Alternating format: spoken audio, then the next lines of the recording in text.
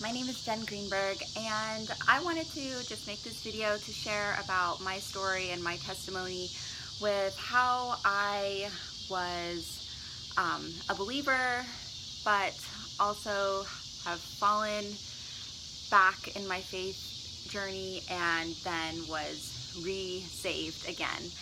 Um, and this is definitely something that's really hard to share, so I don't know if it'll come out in an organized, easy to understand fashion, but I'm just gonna go with it. So I was raised, I have a brother or sister, I'm the youngest, and we were raised as Catholic, and we just kind of we went to church, sort of, but I would never really say I was super religious or anything, but I believed in God, I believed in Jesus.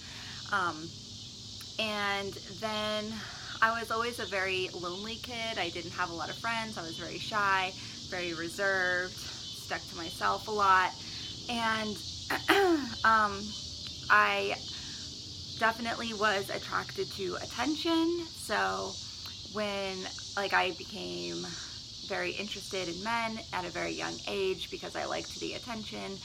And that became a theme for a big chunk of my life.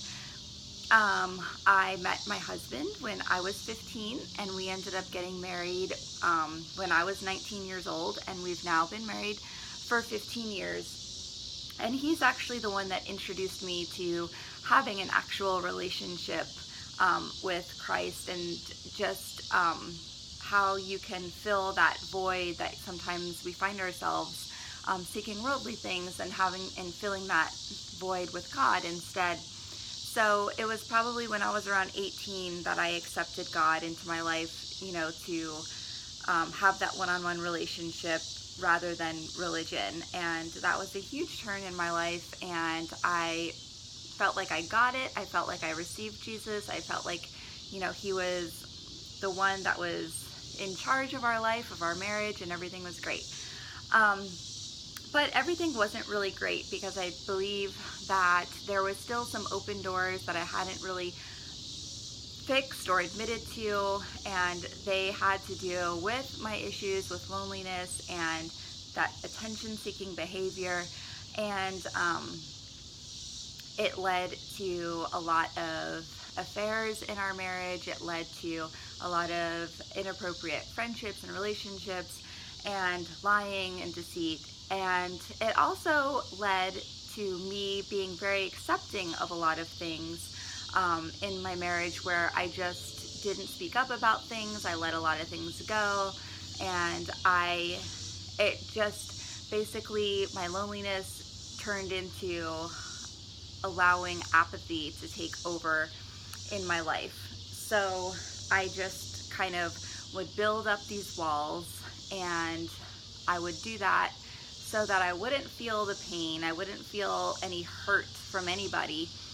But by building up those walls, it also was making it so that any of the good emotion wasn't coming in either. So, like I said, we've been married for 15 years now, but probably around year 13-ish or so, things definitely started to get a little rocky, and that need for that attention started to come back again. I was very apathetic. I just really didn't have any feelings about anything anymore. I was just very blah all the time. Like, I wasn't excited about anything.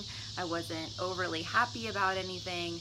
And I was confused about why I felt that way, because on paper, it seemed like I had everything going on. I had success. I had a thriving business. I was healthy. I had a wonderful son that was doing great in this marriage, and we had all these things, possessions, traveling, all kinds of stuff that seemed like I should have been happy, but for some reason, because of all the walls that I had built, I just was totally apathetic, and none of that joy from all of those achievements were being let in, and I just constantly felt not good enough. So I think that I just wanted to feel something, and I allowed, certain people into my life that were bad influences, that were abusive, And that basically almost led to just the death of me.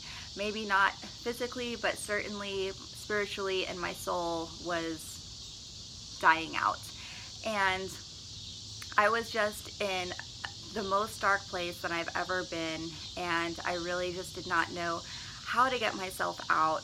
And I knew that I was away from God. I knew that I was living in sin. I knew that I was making wrong decisions that were affecting my marriage, that were affecting me as a mother, that were affecting me as a business owner.